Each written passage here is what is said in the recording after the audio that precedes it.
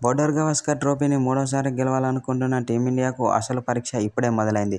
తొలి టెస్టులో ఆస్ట్రేలియాను చిత్తు చేసినప్పటికీ తర్వాత అడిలైడ్ పింక్ బాల్ టెస్టులో పుంజుకున్న ఆస్ట్రేలియా సిరీస్ను సమం చేసింది.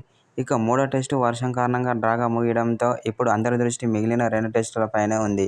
సిరీస్లో ఆధిక్యం సాధించేందుకు, వరల్డ్ టెస్ట్ చాంపియన్షిప్ ఫైనల్లో చేరేందుకు కూడా ఇరు జట్లకు ఈ 2 మ్యాచ్లు చాలా కీలకం కానున్నాయి.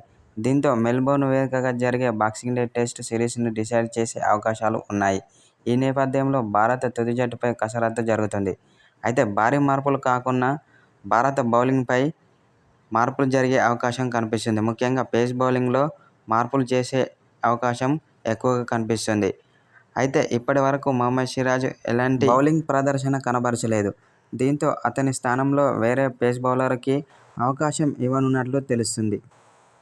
ఇప్పటి వరకు జరిగిన టెస్టు మ్యాచ్ల్లో మహమ్మద్ సిరాజ్ తన బౌలింగ్తో ఆకట్టుకోలేకపోయాడు. దీంతో అతని ప్లేస్లో వేరే బౌలర్కి ఛాన్స్ ఇచ్చే అవకాశం ఎక్కువగా కనిపిస్తుంది.